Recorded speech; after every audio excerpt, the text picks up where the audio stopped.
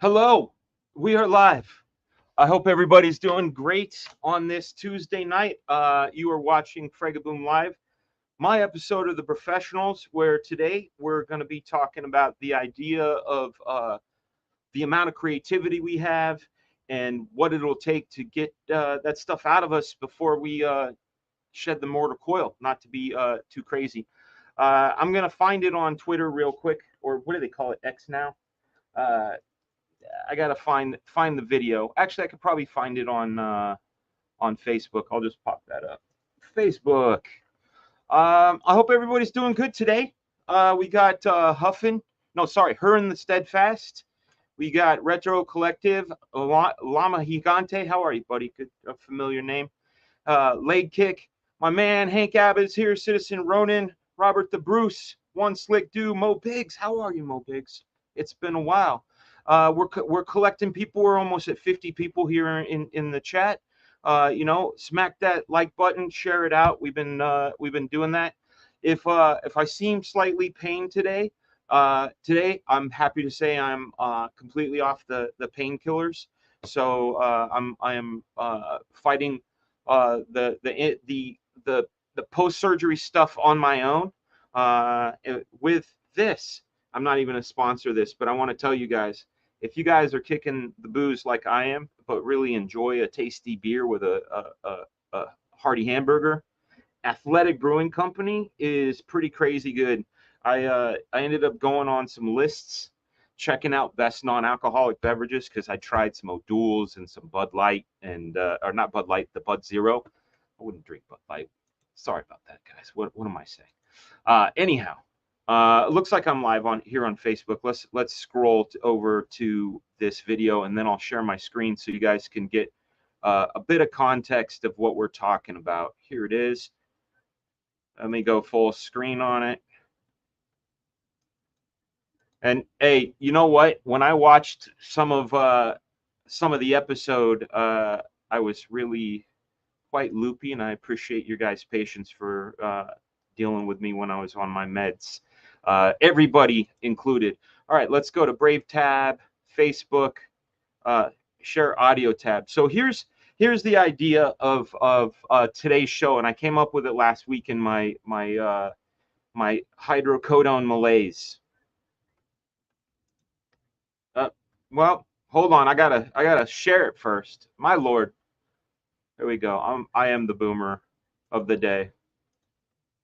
I haven't hosted in so long, guys. Cut me some slack. Here we go. Share the screen. Haha. And my bros are back there watching me. You guys ever think about the what Art's saying, like the mortality thing? Like, before I went under the knife, like I really thought about it. It was my mother's birthday, and I really was feeling superstition and kind of worried, like, hey, this may be the end, and like I have so much fucking shit to do, and like, personal stuff with the family, watching the kids grow and all that, but also my own personal goals. And you run into the how much fuel you have in your own personal tank. Do you try to take it all on? And if you do you create a style in which, like Darwin, you say he's confident? Bruce Timm's the same way. You watch Bruce Timm draw, there's no indecision. Sure. It's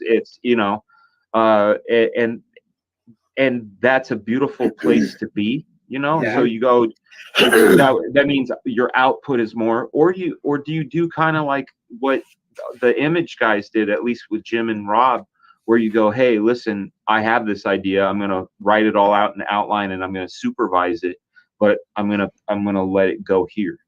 Do you know what I'm saying? Like, do you guys think about that ever?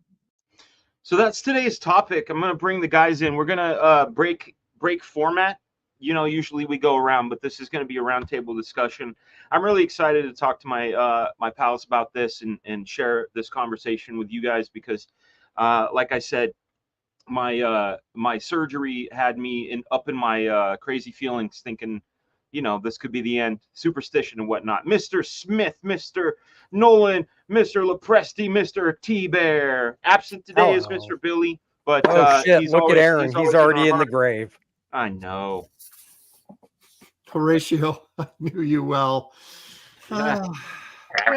Oh, everybody, that's weird. Mine, the one I got is it's like a joke, I guess.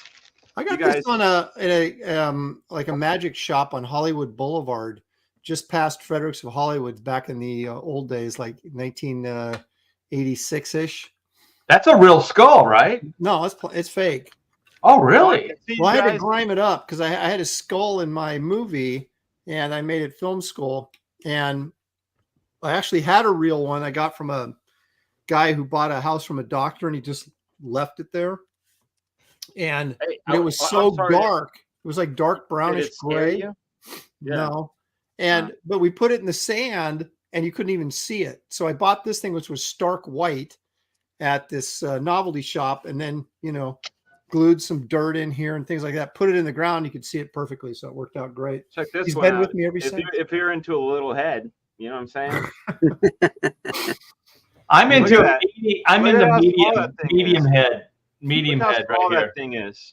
But then when I put it up next to mine, you know, I got this at one of the Comic Cons. It was like, $22 for the little skull, but it's super accurate. I want to say what's up to people. We're doing a simulcast thing. We're going through not only X, Facebook, my channel, but it's also going through Graham's channel. And yes, mine and Andy's. This is something we're doing to build the reception of professionals. You guys, That's right. if you wanna, you can follow each one of us who has our own channels, as well as Billy with the Pop XP.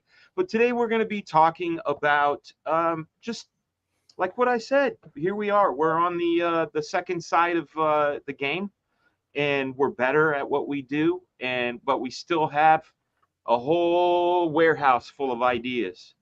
What do? Do we hire people to do them, or do we do them ourselves? Do we create little mini Bibles for the future? Do we plant seeds that will never see the shade of those trees? Do you know what I'm saying? What do you think, guys?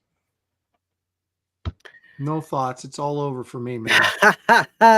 It's 1 foot in the grave. I could see Graham's your brain's rambling. I want to hear what Graham has to say. Well, you know, I've been expanding a little bit so that, because like when I started Compass Comics, the whole idea was for me to create projects for myself to do. And then when I did Giant Size Two-Fisted Manly Tales, which was an anthology book, the one thing I didn't want to do on that was to draw it, you know. So I got all these other artists. I got 4 other writers, and I wrote 2 stories just to expand my publishing line. And now with Joe Frankenstein, we have Anthony Gonzalez Clark going to be doing the artwork while Chuck and I are writing the story.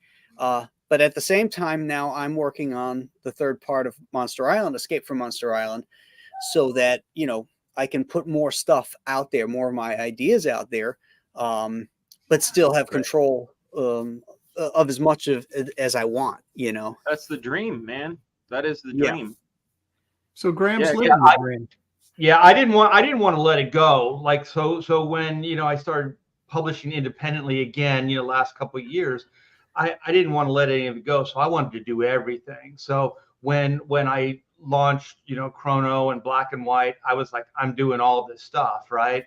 But then like the reality just hits in, you know, and you just realize like time is really our biggest enemy, right? It's time. It's not the talent. It's not all of us. It's just time.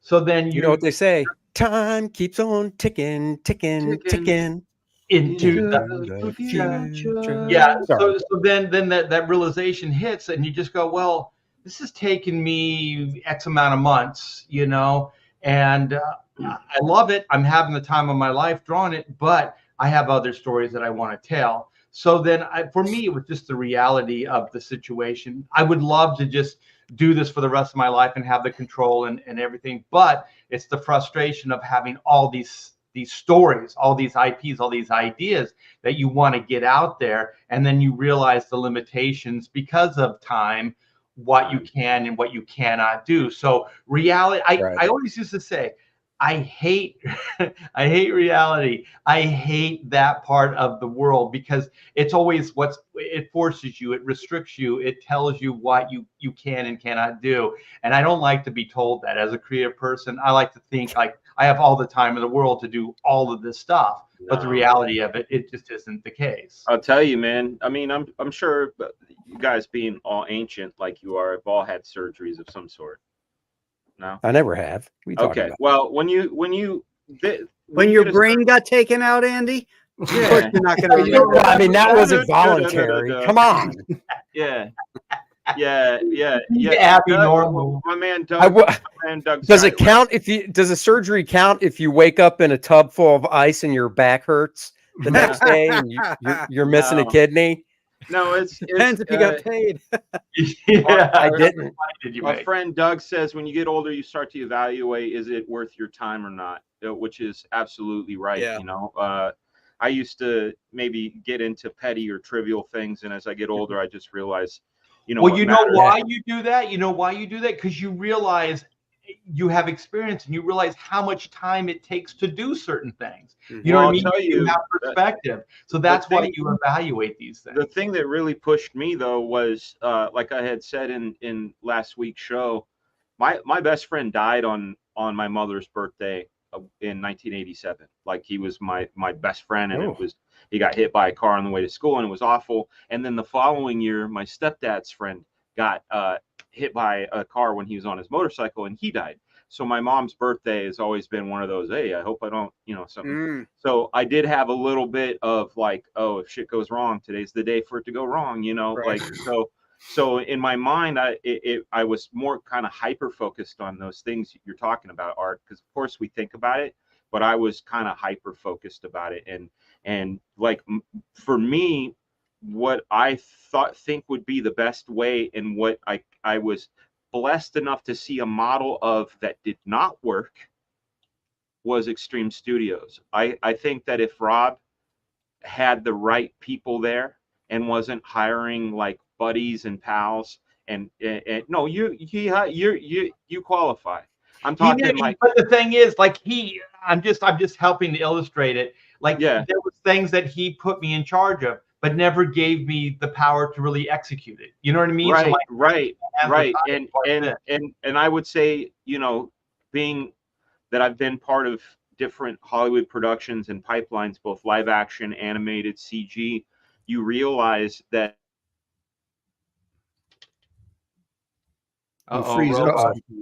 What do you realize? I have to know. Son of a bitch! We're left hanging. What's he realize? Oh my God! To the entire universe. Oh my goodness! Jeez! Did you guys? This is like the guy on the mountaintop, and then he just falls off.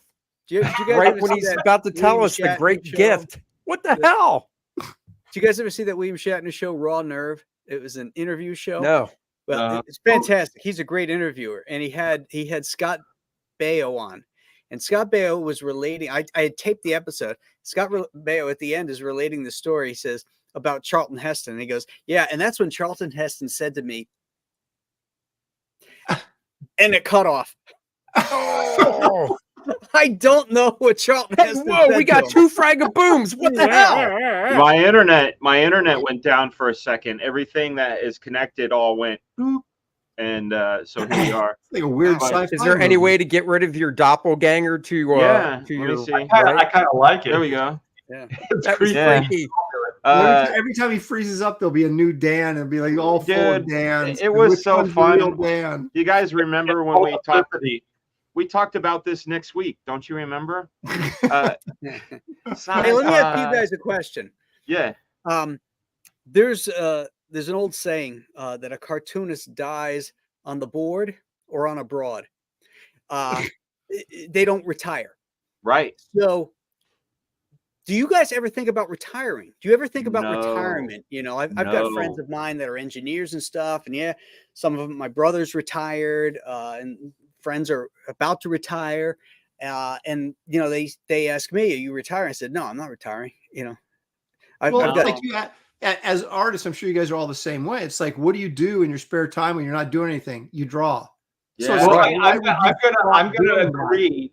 I'm gonna agree, but I got a little extension here. Is like I don't want to ever stop drawing. Like it's in my DNA. I have to do this, but Right. I don't want to do it as I used to put it with a gun to my head. I don't want crazy stress. I don't want a deadline. I actually would like to just kind of create and to come up with stuff that I don't necessarily have to do, but I want to do. You know what I mean? Because I feel like I put 40 years in, and there's a lot of the stuff that I did that I didn't necessarily want to do. You know, I kind of had to. I loved, working in the industry and stuff, but there were IPs, there were characters, there was working with certain people that I just didn't want to do.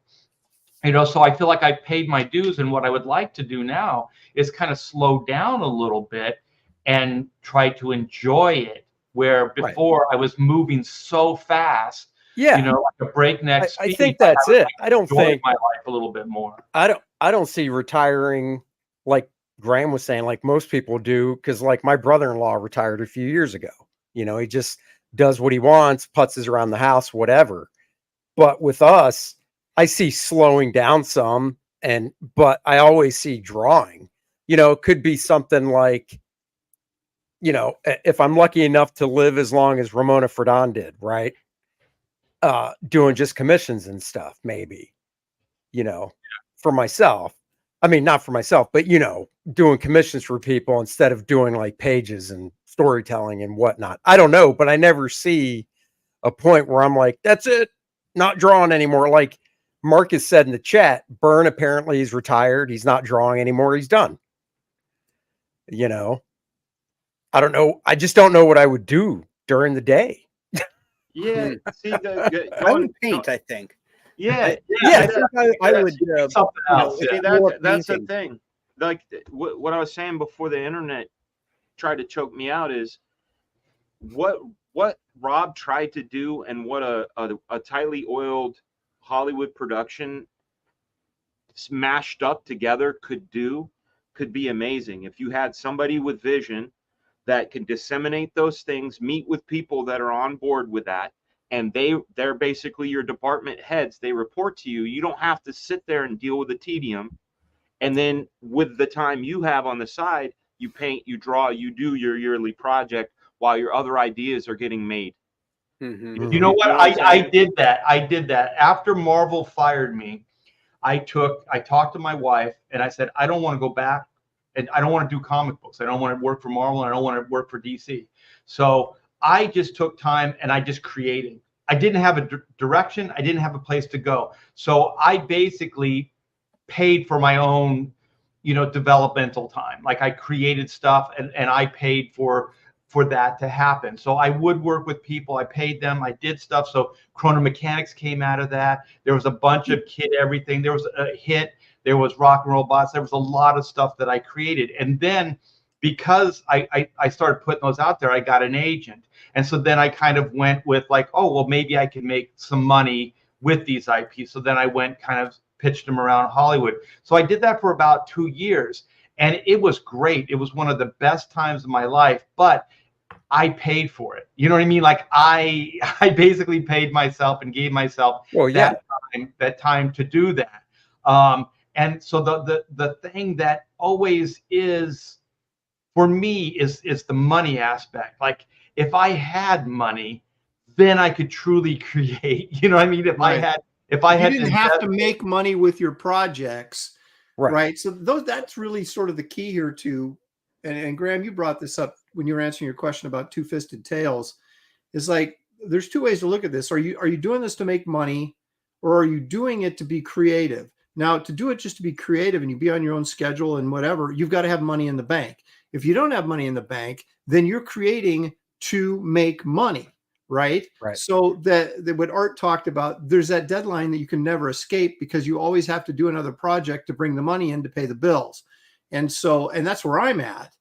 So you have to kind of balance that thing of, am I doing an independent comic book because I just want to realize my dreams that I've had my whole life and never got to do, and I'm drawing everything and I'm writing everything, right? And I'll make what money I can, as and I get as much of it out as I can. Or are you saying, This is more of a business proposition. And yeah, I've got books I want to do, but I also want to be, I want to expand my line. I want to be a product, someone who makes product, and then I'm going to hire this guy to do that and this guy to do that. And so it's two different mindsets, really. And you can kind of straddle the fence and do a little bit of both, but it all comes down to how much money you have and how much money you need to make, because that's going to dictate. It always dictates what you're able to do and how much of it you're able to do and what you're willing to do to get more product out there, to either raise more money or to just because you want to get your ideas out there, whatever it is. But it always comes down to that dollar sign, right? It's the reality aspect of it. Yeah, it's the reality part of it that you're always fighting with. There's like kind of what you want to do, and then there's the restrictions of reality, which will dictate terms almost 100% always. Sometimes you got to take the risk. If you're passionate enough about it, you have to. You can't be hemming and hawing about it. You got to jump into the water with both feet. When I created Monster Island for Compass Comics in 1998. I took 6 months off of working for anything for DC and just lived on, I had Bane royalties coming in that year.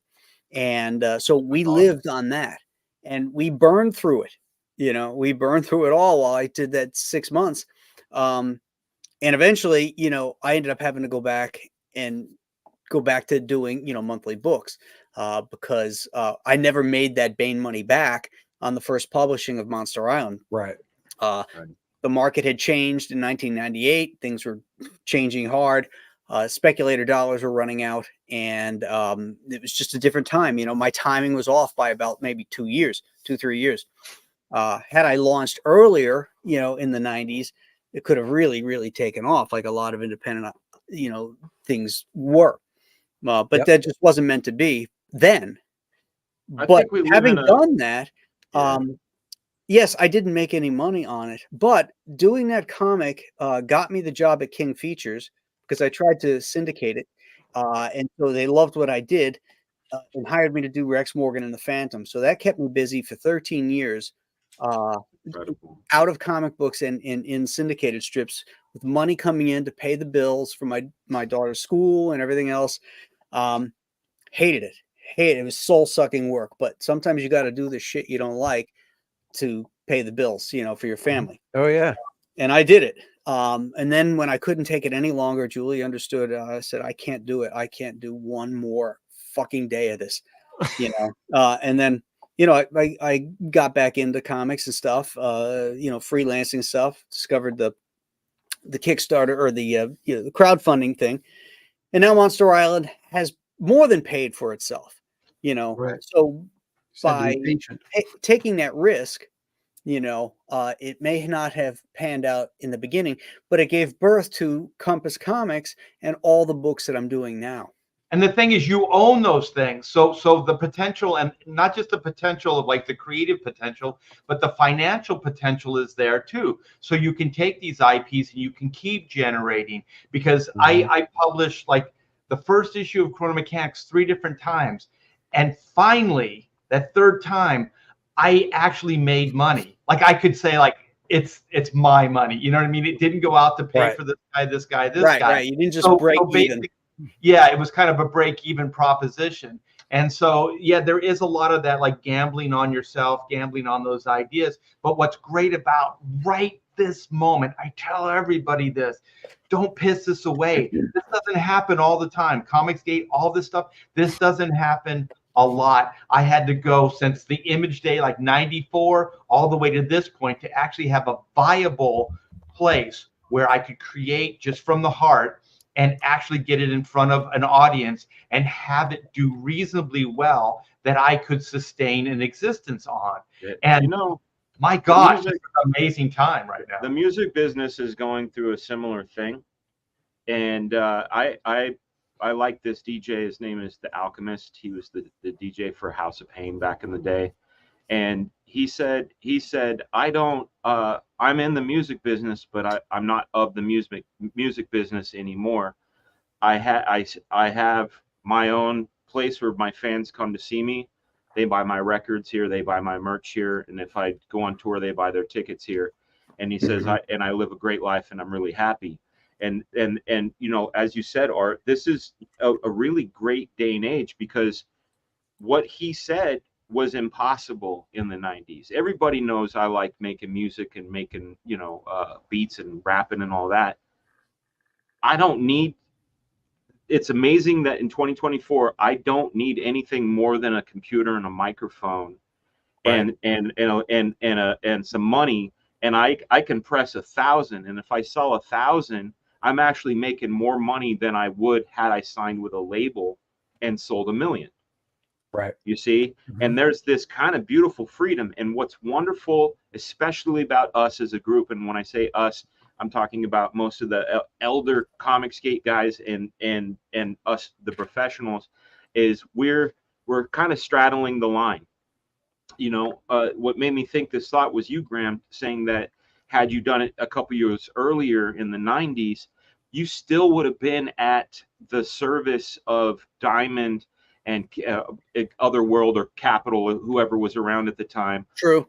And getting a publishing deal and getting that relationship with a printer and taking the percentage of a percentage of a percentage after all said and done. You still would have been at service to that. Whereas now, because we straddle and know the old way and know what it takes, and we understand what's happening on this side, we are the sort of the glue. We're almost the Lewis and Clarks in a way of what to do with your creative endeavors in our field. Well, one of the things you and I talked about early, Dan, when you first, you know, started with Comicsgate, is that it's like it's freedom. You know, like it really feels like you are independent. Like you don't have to depend on those conventional means to do your comic book. It really is between you and the audience, and that's it. That's all exists. You know, and I remember I have a friend, and he's a guitar player. He works with Jeff Dunham. He actually goes on stage with Jeff Dunham, and our kids were raised together. His name's Brian Hayner, and he's a guitar guy with Jeff Dunham. And so he said, you don't have to be everything to everybody. You just have to have your brand, understand your brand, and understand your audience, and just tailor everything to that. So, and then what was it, Terry Moore, that says all you really need is 2,000 like diehard fans that will basically. It's really 1,000. It's 1,000. Yeah. I read a book. There's a book that I read called Superfan, and it's and it's about, you know, giving people, you know, what they want, and also searching and expanding. Obviously, you want to scale it, but the main thing and the main reason we want numbers. Some people go, oh, that's a money thing.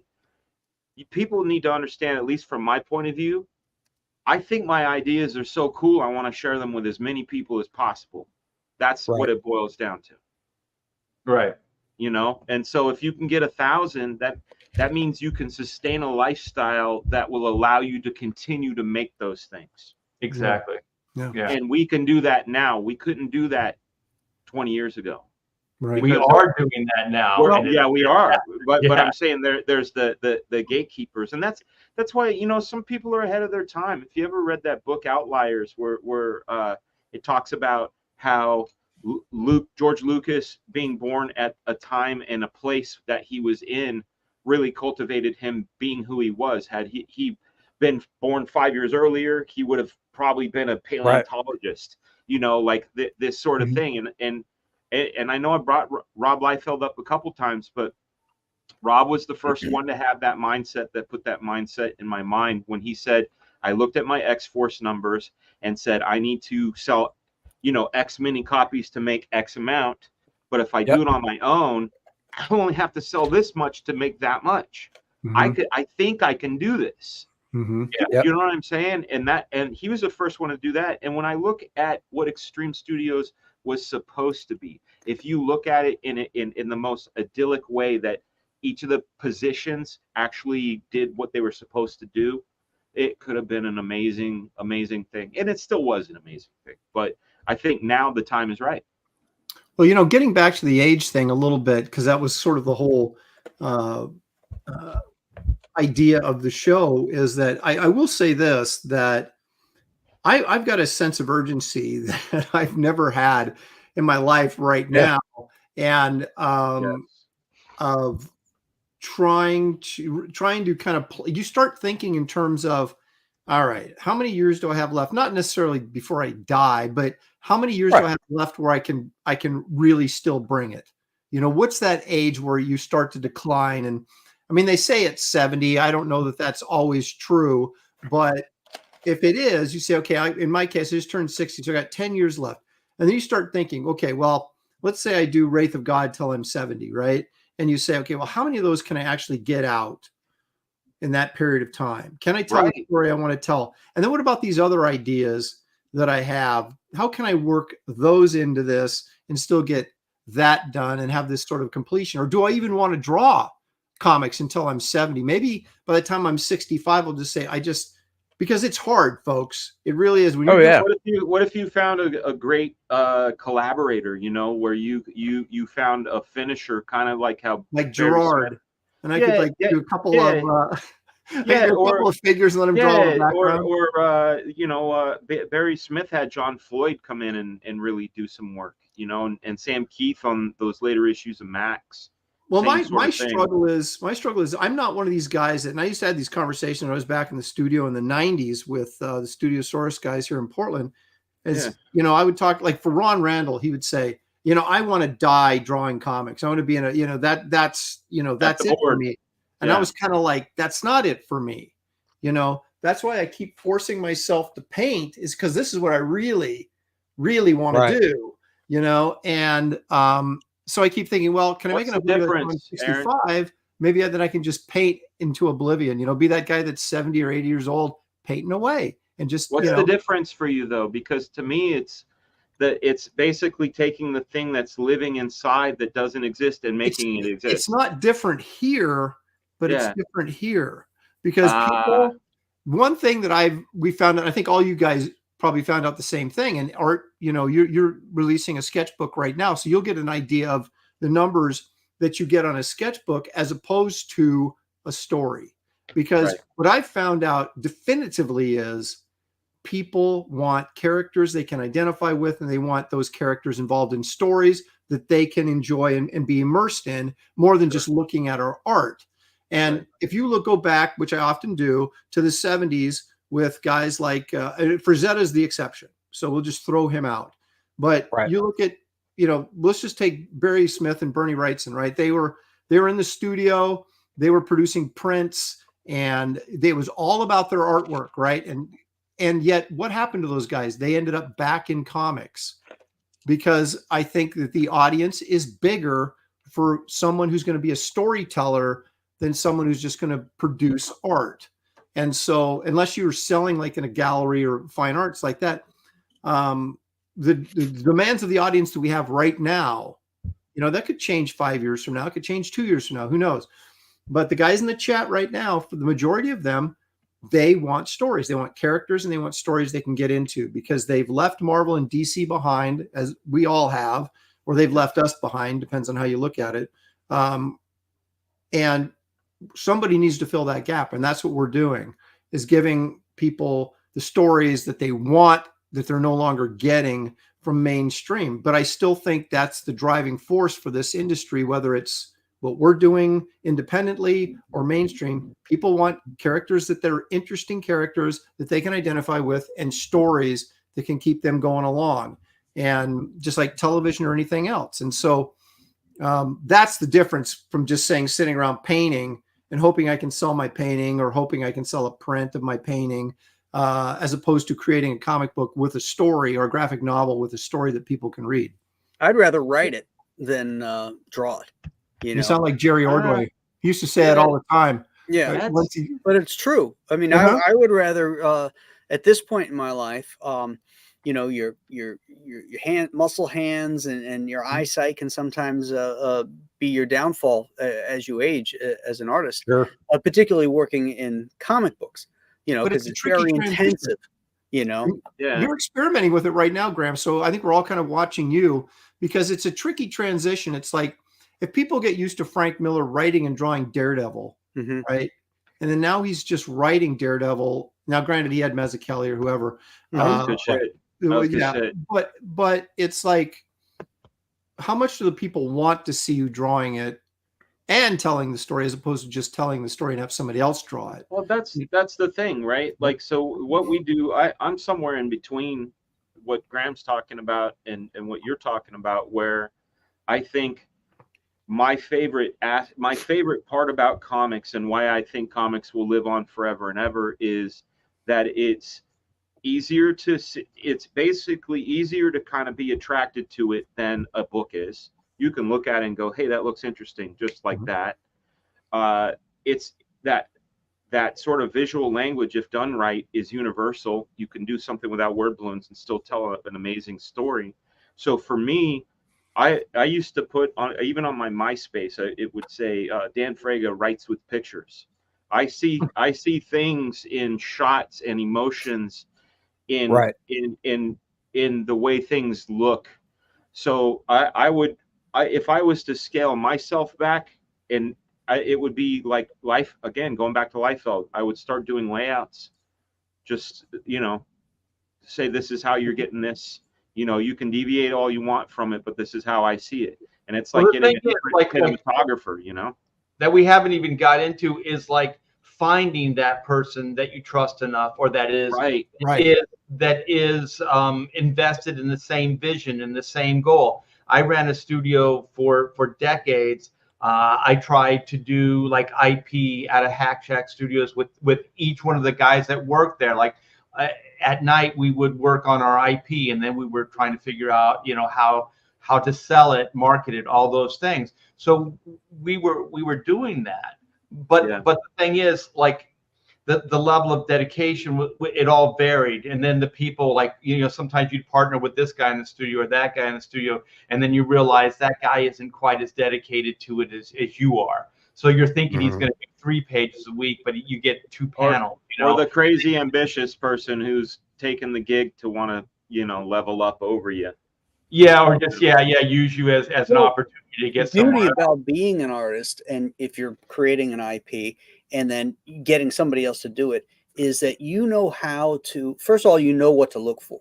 Yes. What talent level, what skill sets, what work ethic to look for. You have connections. You can contact A-list people and say, hey, here's this idea.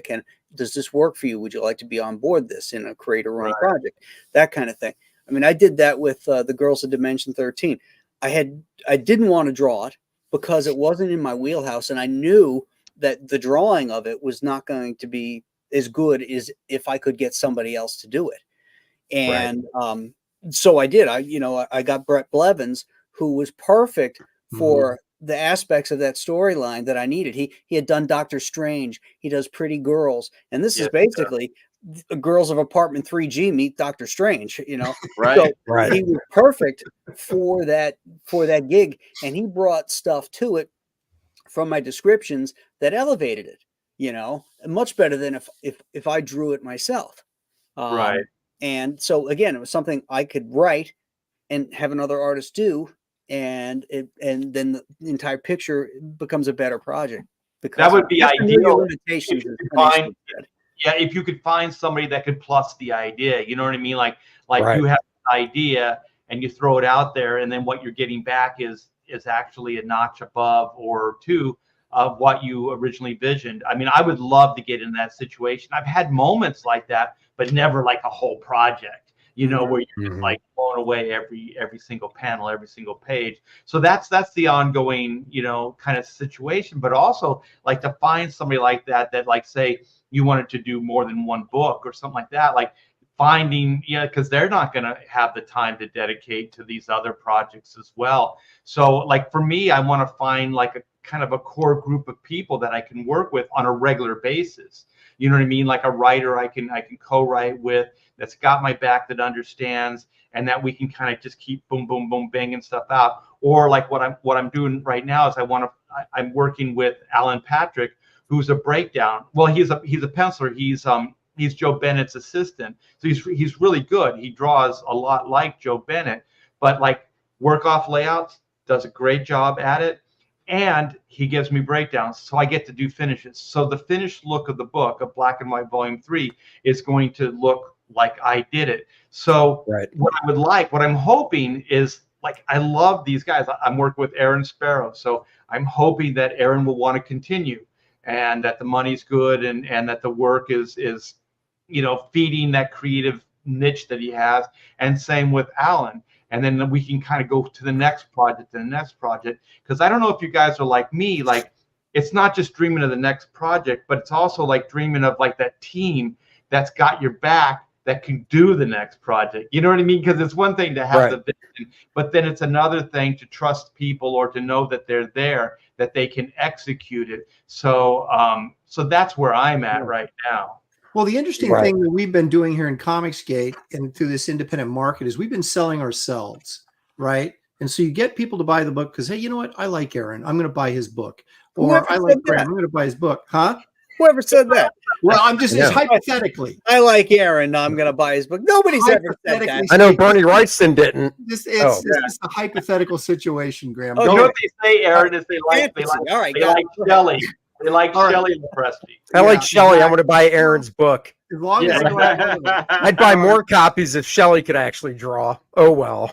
But here's the tricky part, right? It's like we sell ourselves, and with the idea of hoping to eventually sell an IP, right? So people now suddenly, oh, I'm going to read Wraith of God. I don't care who's drawing it. Well, you're not going to hire a hack, obviously, but you get somebody else to draw it, and it's not Aaron. But I love the character so much. I mean, that's what Marvel and DC have going for them, right? It doesn't matter who draws Spider-Man; they're still going to buy it, right? And so we're kind of trying to get to a point where we can transition a little bit into that, and that will enable us to do other things, because then it's like, well, I love the characters that Art's created, or Graham's created, or Andy, or Aaron.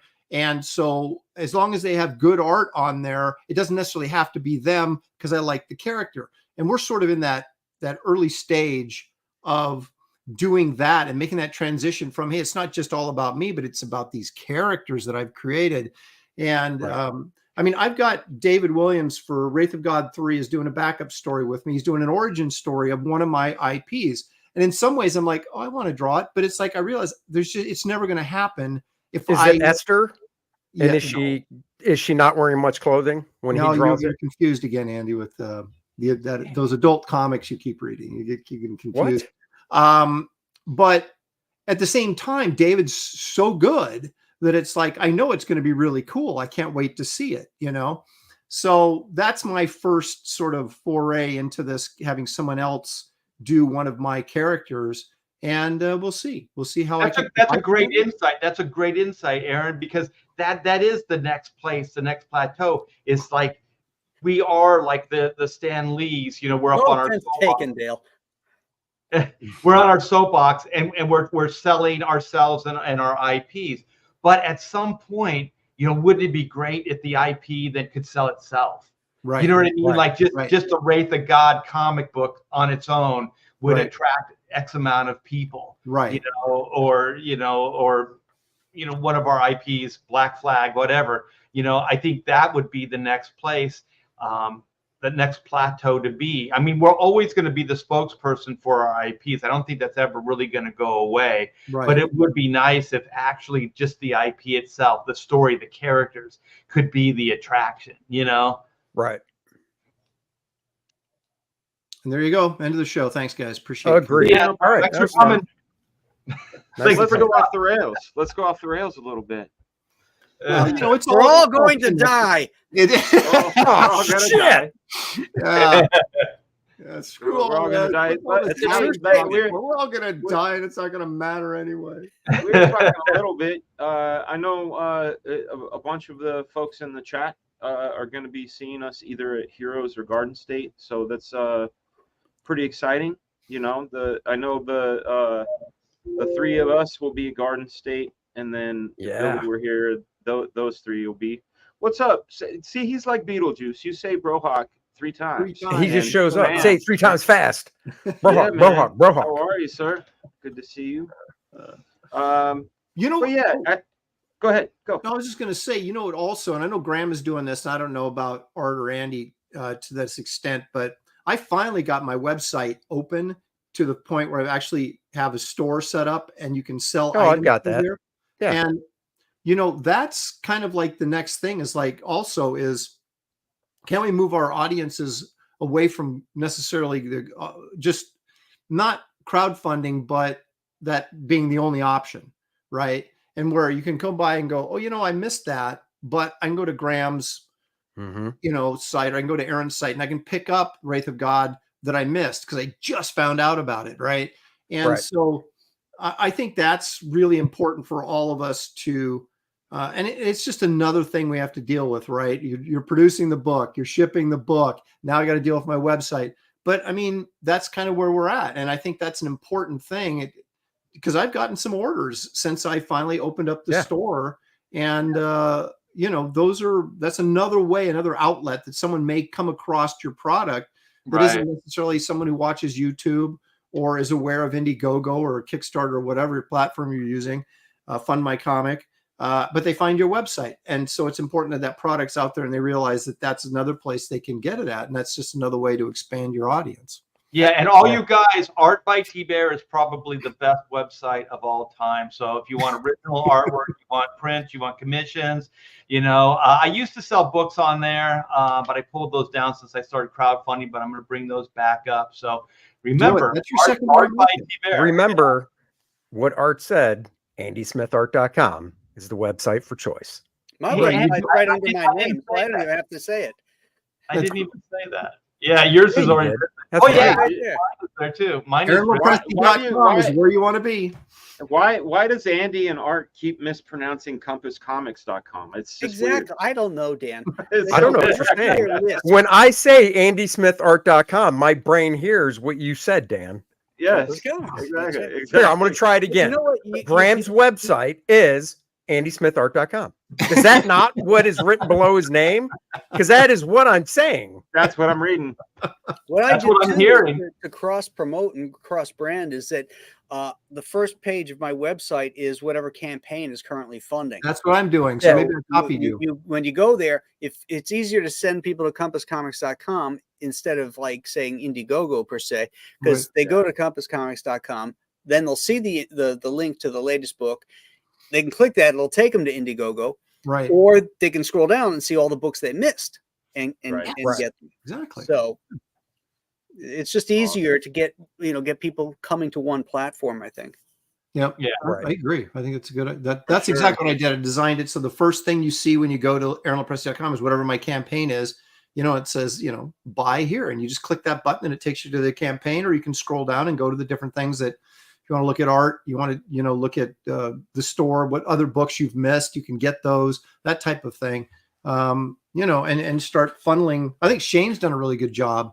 Shane's done a great job. Yeah. You know, driving traffic through his website rather than these platforms. Because we've talked about this before, that the platforms at any time can turn on us. Right? Oh yeah. So, well, that's the biggest problem. Like when, you know, when there was, some, I'm not going to name names, but when there were some relationships that it had imploded along the certain paths, you realize that when there's liabilities, you want to minimize them. And at this point, the two liabilities would really be where it's sold, which is Indiegogo, Kickstarter, and the Postal Service. And that's a good place to be. No, it really is, because you can always get another printer and all that other stuff. But if you could get to the point where you know, until you got that, I mean, Amazon figured it out. They got Amazon drivers and use the post service. You know what I mean? Yeah. But going back to something you said, Aaron, and coming back on topic, you really got my head spinning, because, you know, my father, he's in the hospital right now. He had the same surgery I did, except on the lower part of his back, and he's still there. He's been there for 5 days, and he's gonna have to go to the rehab facility, because it's a different. First off, he's 81, and all of this has to really support is my shoulders and my head. My dad's, where they did my dad's is his whole torso, his shoulders and his head. So he's got to learn how to walk again. But I notice, because my dad is about 30 years older than I am, that his, like you were talking, the faculties start to slide a little. The lights dim a little, you're not as sharp as, things confuse you a little more, that sort of thing. And I go, okay, maybe I have 25 years. And then I think, well, that was 1999. That was yesterday. You know what I'm saying? So that's why that's really what the show is about, is really like a kick in the pants, and not just for us, because I know you guys are beautiful and all that. I really am about inspiring the people that watch us, because I do not want to see what we do go away. I want there to always be people making this stuff. I saw this thing on Instagram today, and it put a pit in my stomach. That there's this thing, I forget what it's called, but it's made by the people at South Park, where you can type in a scenario and it will generate a South Park episode for you. Okay? And they're already working on that for other IPs. So you basically have a Netflix, but you say, hey, I want to watch whatever, and I want it to be funny. It's the stuff we were talking about. It's already here, right? So it puts a little pit in your stomach, because there's all the the armchair quarterbacks, but also I also don't feel too bad, because listen, we make story because we're good at it, and we're like chefs. If someone said, hey, yeah, I want a great hamburger, and they don't even know how to make it, that they're just getting the one given to them, or they come to a master that actually knows how to do it, I think we're going to be okay. But it does scare me a bit, and oh, hold on a second. I saw Ecclesiastes. That's my favorite book of the Bible, by the way, guys. Read Ecclesiastes, enjoyed the job you're given to do. Kept being a great artist with the time you have left. Thank you, man. We got a super chat coming in. Katie Did's channel. Thank you, Katie Did. Hail CG panel and chat. We'll hail back to you, Katie Did. You have another one, Dan, from Stealth X5. Thank you. Let me find that. Go up to your stars. The star comment. Okay. Right now it says something about learn more. Man, can you guys read it? Yeah, it's just hello from it just says hello. Oh, well, hello, Stealth Comics. Thank you very much. And Doug is saying it too. He says, I think comics will be around just like records. People will always want to hold the physical media. I believe that, but even if it was to go to digital, there is something about, I don't know, when someone else cooks food for you, it tastes better, like, you know what I'm saying? Like, if they're an expert at it, and if I want story from somebody, I'm not going to come up with it and then tell it to make me entertained based on those things, because what expectations are going to happen, like, where's the surprise? Right. Exactly. Right. And somebody had mentioned that earlier. It was Mucky, this person here, Mucky Poo Mousy. I hit my 40s and decided to lean into it, switch about first 40 worrying. I like all the stuff you're saying, Mucky Poo. Yeah. But I just wanted to say, Dan, like, all the stuff you're saying is like stuff I said like 10, 15 years ago. Like, you're still thinking kind of like my headspace isn't the same. Like, you're worried about the industry, things like that. Well, I was too. But now it's like I've come to the realization this is not ours anymore. This is somebody else's. Somebody else is going to take these things and do what they're going to do. Absolutely. So even AI is a tool. So we could go, well, it's not the tool we use, and it's all these things that are bad, but somebody will figure out how to use it in a very creative way, and move forward with it. So there's always that. So at this point, I don't even pretend to like, oh, I need to understand that, or I need to know what the current thing is, or I need to make sure that my craft doesn't die. Like some people, especially Comic Book Bob says, Art, you need to teach inking. You need to talk about this stuff, the traditional aspects, because it's dying. I'm like, well, maybe that's what needs to happen. Maybe you know, we move on to other things, digital to new and other things. Like for me, like Wow. I'm not going to get stuck on the past. Like I don't want to That's be a there and whole go, other "Oh, like conversation. this is a traditional like thing, and I want to make sure that everybody. Oh, you brought it up about No, comics. I know what I'm saying is I am enjoying that you're bringing it up. I'm saying this is a topic that's worth discussing because of viewpoints. You know what I'm saying? It's like Yeah. that, like the idea of cursive being gone, right? Because people Right. clickety clack. Oh yeah. Think of all the Yeah. documents that were written in cursive, you know, and like pray that those are backed up. And I don't know. Well, at the very least, that people know how to read them, because it could be like this forgotten language. You know, like they don't teach it to kids, so they're not going to be able to why read. learn how to read anymore when no? So you're right. Read the Reading. people. What is that? I Reading, don't know. no, but reading could go the way. You know what I'm saying? Like if everything is voice command, why would you need to type? Right? Like Well, why would, that's what I thought. Hey, that's what I thought. Okay, we had phones, right? And so then these portable things, it's like nobody really talks on them. They text. Like, what is that? Right. You know, and then we have computers and people type.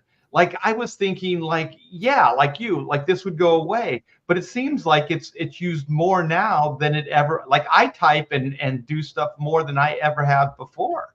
You know, think about Right. this. Let's think about this abstractly. First, I want to say thank you to the almost 600 people watching. We're on Twitter right now. We're on multiple channels. Nice. Thank you so much. We are talking about mortality, but more so, again, talking about the future. Yeah, dude, I don't know. I think that We're this headed is for something- Wall-E-ville or Terminator 2. I think you Right. get to a point Oh. where everything that's being created is to make us do less as right. human Well, beings. And at some point, that's going to collapse on itself. but it will, and I think it has before, because think about this. What is the purpose of writing? Let's just get abstract with it and say, what is the purpose of writing? It's to leave a record of information for somebody. It's and that record either can be replicated and given to many. It can be in a place where someone stops and sees it, or it could be sent somewhere.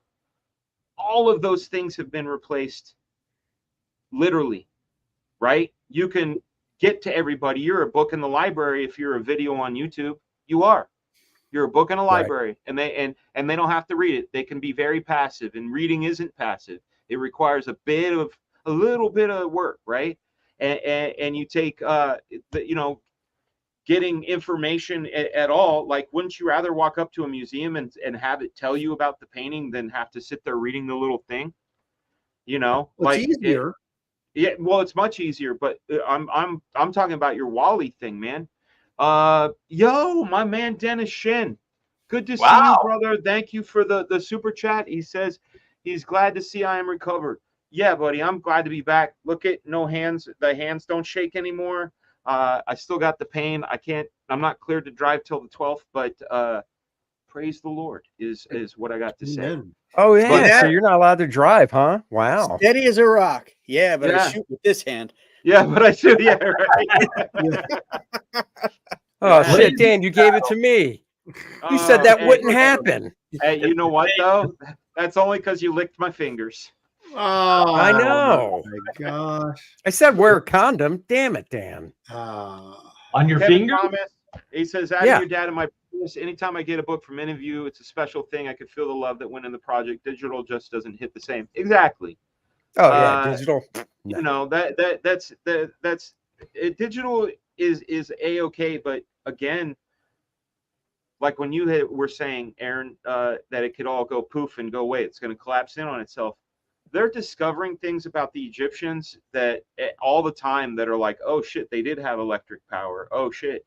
Like, you know what I'm saying? And like they communicated with pictographs, you know. Think about it. All we need is China to put a bug in our grid and have everything go kaput. Then suddenly you can't communicate anymore. Right. You know what I mean? Importantly, you can't read comics. Yeah. Thank you. Exactly. If you got them on paper, you can just That's light a what I mean. candle. That's right. Like You Gabe can't. Logan. You won't be able to because yours are all slabbed. He'll crack them open. Hey, look I have like 1,500 books in my collection. Only like 50 of them are slabbed. All right. Okay. Jeez. But you know what? There are a lot of people that are even buying older Blu-rays or DVDs or video because they're unedited. Like a lot of the newer releases and stuff like that, like especially Disney, uptight. They can do what they want. Yeah, they're like editing these things. So if you want the pure form of something, you have to go back and get it. But at the same time, like the other day, I'm in the car with my wife and we're talking, and I'm like, it comes in waves. Like you realize rock and roll is dead. It's like your dad, it's like your dad's jazz. You know what I mean? Like it still kind of exists. There's still, like when my daughter was young, there was a place called Chain Reaction. Some of the LA, I remember Chain Reaction. Still had like bands and stuff. But you look at them, and these guys are trying their, they're working their ass off. They're writing songs, they're performing things. But you realize they're never going to be Journey. There's never going to be a Toto. There's never going to be these bands again because there just isn't the infrastructure, and there just isn't. I don't even know if it's the demand, like people want it or they don't want it, but there just is no infrastructure to bring it. So in a way, it is kind of dying. And you guys were talking, I think you were talking about music earlier, Dan, about just like producing it yourself. Well, Avenged Sevenfold, Motley Crue, a lot of these bands, they're not even new bands. Some of them are a lot older than others, but they have their own production. They're doing their own thing. Like they have their own record. They book the studio time. They do all that stuff themselves. And even like Iron Maiden, those guys, that singer pilots the jet, like with the stage stuff. Like these guys are like Gorilla, like these guys are like indie, like they're still these big bands, but they're dealing with it kind of on an indie level. Well, I think that something gets created, like a genre or something gets created, whether it's music, comics, whatever. And there's a period of time where no one's doing it, right? And so then here comes, Stan Lee and Jack Kirby, and suddenly there's this whole new wave of stuff that no one had ever thought of. And then everybody just does it to death until it disappears. And rock and roll in the 70s, how did it evolve from the Beatles to, to Zeppelin to Metallica or whatever? And then pretty soon, what Gene Simmons said specifically about the music was, he goes, rock and roll's dead. He goes, and I'll prove it. He goes, where's Journey? Where are the Beatles? Where are all these? And his thing is because it's already been done so much that when we're all like building on the top of what someone else has already done, but you can only take it so far before the new thing has to come along and replace it. And I think that's sort of the inevitability of all of this stuff. Well, and we may be on, maybe we're on the tail end of comics. The two things that I'm getting from this is, one, it's still everything that we would ever dream of wanting to do. That kid wanting to have music be their livelihood, essentially. Right. They can still do it, but the way is different. The old way of going and gigging and driving in your van town to town and college campuses, that way is over. Now it's, playing on Indiegogo, or not Indiegogo, but Instagram, or putting your songs on some TikTok. Maybe it's just a different way, but the avenues are still there. Though, all of that said, the one thing that's really hurts my feelings about music is, it does. It hurts me in the. It hurts me right here. Yeah, it does. No, it's the idea of the disposable nature of music now. Like, and you look and you see, like, especially pop music, the music that my kids listen to, not so much, but because I try to wheel them in. But the 20 producers, right? Like, it's all committee made, and they're thinking AI can do it, and you can get any song you want on a streaming service for free. It's not like you saved your lawn money to go buy that vinyl record that took you through high school. It's not the same thing. It doesn't mean the same thing anymore. But people will still want it, and I truly believe that AI being AI, it'll get to a certain point where there's a homogeny, and people just innately will crave that human soul. I want to get the super chat. Comic Books in the Cahoots, thank you. He says Dave Stevens or Mark Schultz. I know Dave Stevens. Dave Stevens. I love them both. But I do too, but I'll go Dave Stevens. yeah. Why? Not why would you take that, but why those two? Probably that Frazetta-esque lifeline, the love of similar Frazetta. influences. I think here's what I'd say, and Mark's a friend of mine. And so if he happens to be watching, don't take this personal. But I think that I think Dave Stevens is a better artist, drawer. Is that even a word? But Schultz's inking, I think, is beyond for that style of inking. It's that nice sort of line. it's beyond reproach. Gary Martin lives in that same land, right? If I would take Dave as the artist and then Mark as the inker, but Mark is also a brilliant artist, so I'm not saying that he is. Also, I think Dave Stevens creates something that really connected, that resonated with people. You're talking about Jenny? You're talking about Jenny? Oh. With Rocketeer. You mean that flying guy in that Jenny comic? Yeah.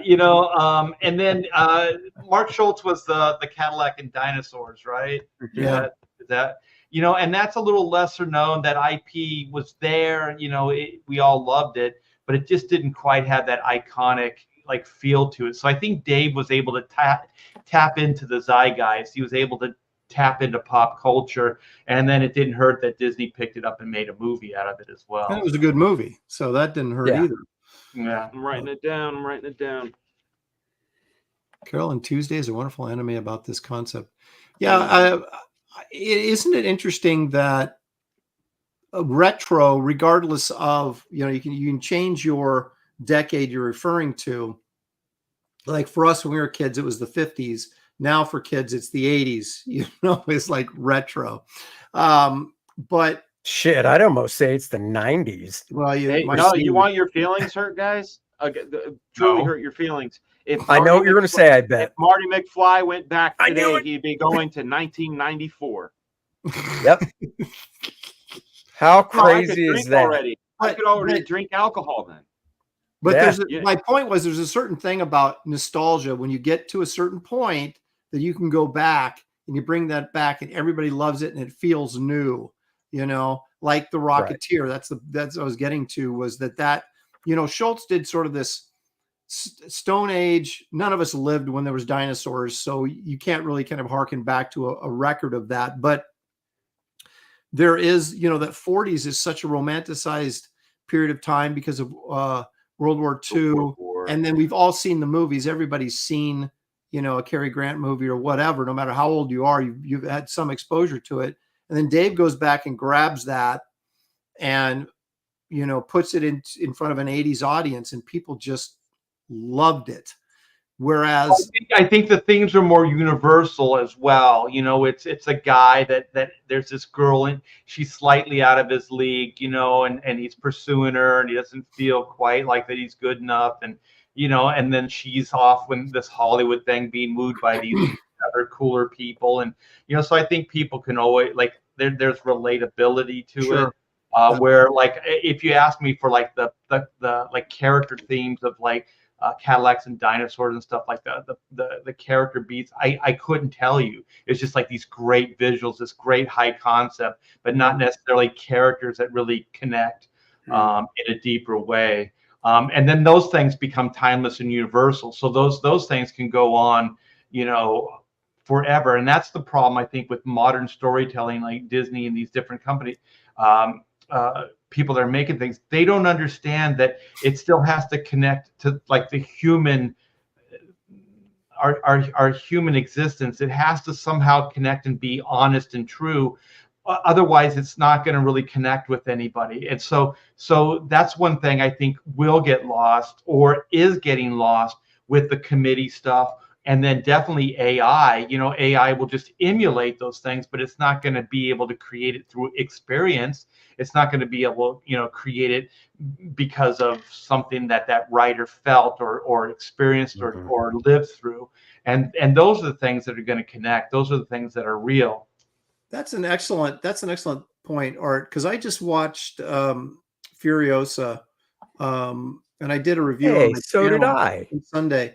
And it was the best looking, well-directed, beautiful piece of crap I've ever seen. I wasn't ready for that. It was pointless. It was soulless, and Dude, I was going to say the same thing. You was took the like- words right out of my mouth. You said it was, and my head went pointless. It was there was no reason for that movie to be made, and at the end No. of it, you were like, I still got nothing out of this, but it looked great and it was well acted and everything about it looked like a good movie, but it wasn't, because it was like AI without a soul.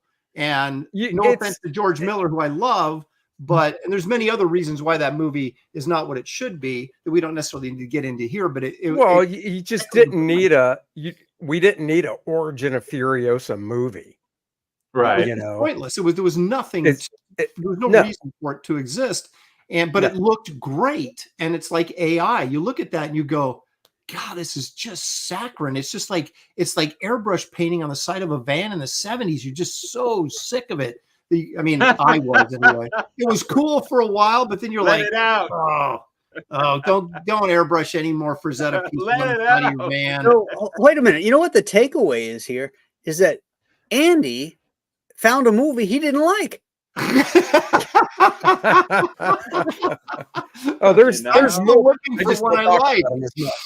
But yeah, it was a great looking movie, but it was at the end of it. You know, spoiler alert, it ends right where the Mad Max movie from, what was it, 10 years ago starts. Fury Road.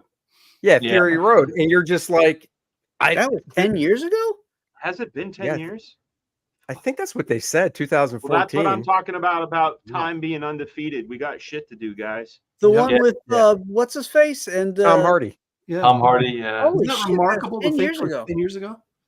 You know, I did like a talk in front of a comic book audience along with Frank Cho and Terry Dodson and some other people.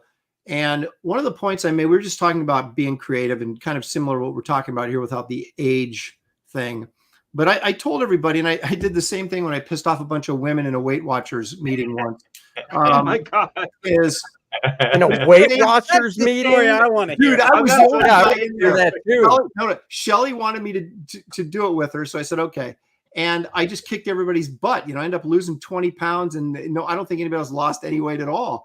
And I said the same thing to these artist people. I said, look, whatever that time frame you've got, let's say I want to have a comic book done by this time next year, right? You say that in your mind, or I want to lose X amount of pounds over the next 6 months. And this is what I said to both of them. I said, that time is going to go by whether you do it or not. And the worst feeling is when that 6 months goes by and you go, why didn't I lose any weight? Because I didn't dedicate myself to the plan. I didn't follow through with it. Why didn't I get that comic book done? It's because I just thought about doing it, but I didn't sit down and I didn't do the work. And I didn't Hey, Dan, highlight Paul Taylor's comment, because that's exactly what Aaron said in that meeting. Not exactly. Paul was the only other guy in that meeting, apparently. That may have been what they heard, but the idea is time. No, you're right. That time goes by. Regardless, the time goes by no matter what. Right. So you might as well do something productive in it. So when that time passes, you have something to show for that time that just went by. Right.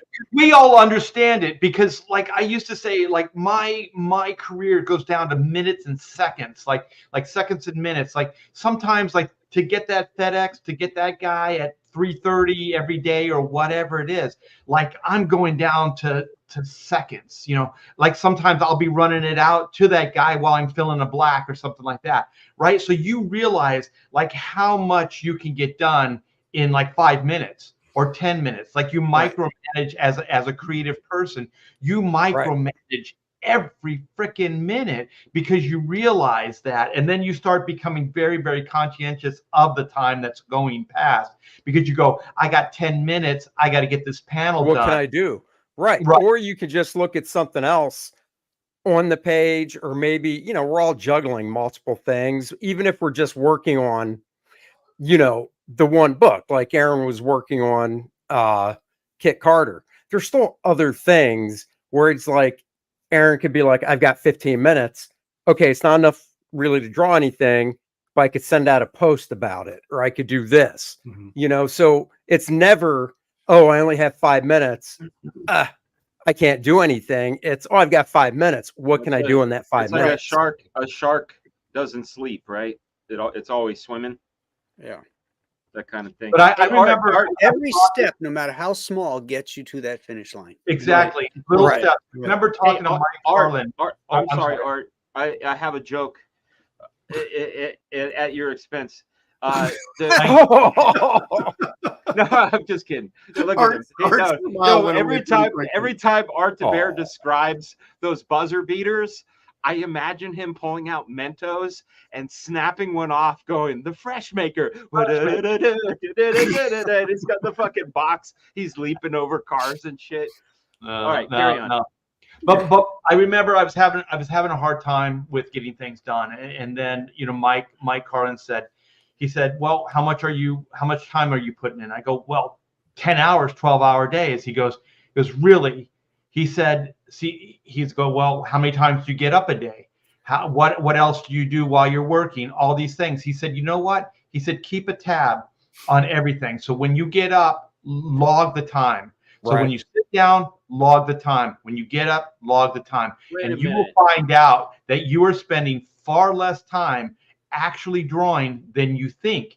And I did that. And I tell you, man, that dude was one of the best mentors I ever had, because Art was like, man, 10-hour days. I just logged all my time away from my desk and it was 9 hours and 45 minutes. No wonder I don't get anything. Isn't he? I still have 15 Carlin. minutes. Yeah. Carlin's the same guy that screamed at you one word when you said, I'm doing the best I can. And he screamed, catheter, and then hung up.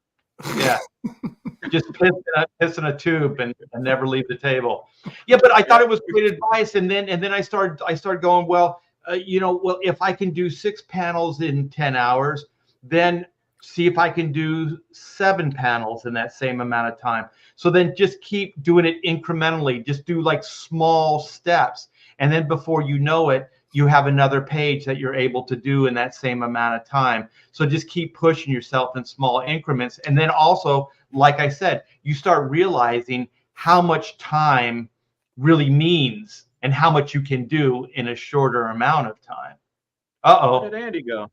I bored him. Couldn't take it anymore. He couldn't I take think I heard his feelings.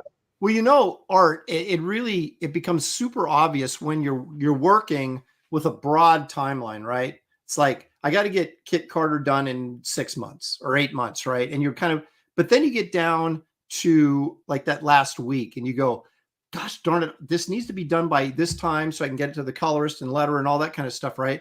So then suddenly now your focus heightens. And instead of saying, oh yeah, I drew for 6 hours today, but you got up like 10 times in between and went to the computer. Now you just work for 6 hours without getting up because this doggone thing has to get done. And then you realize how much you can actually get done when you can stay focused and work.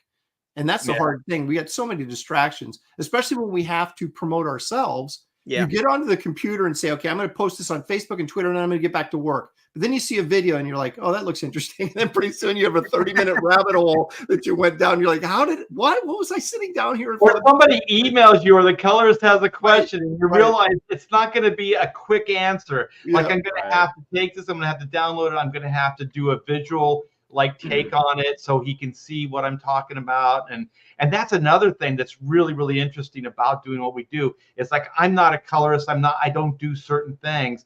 So it's kind of like you have to learn those things and then you have to learn how to communicate those things. So when you need a fix or you need a change or whatever it is, like you have to start realizing, well, how do I say this to somebody? So most of the time I'll just take it, I'll bring it into Photoshop and I'll just like draw arrows or like little circles around things and stuff like that. And then I'll send it back to them with an abbreviated message instead of trying to type everything in, because there's a visual language and then there's an actual written what you're saying is you reverted back to your cave when you worked in the caveman days of cave drawing and and just exactly.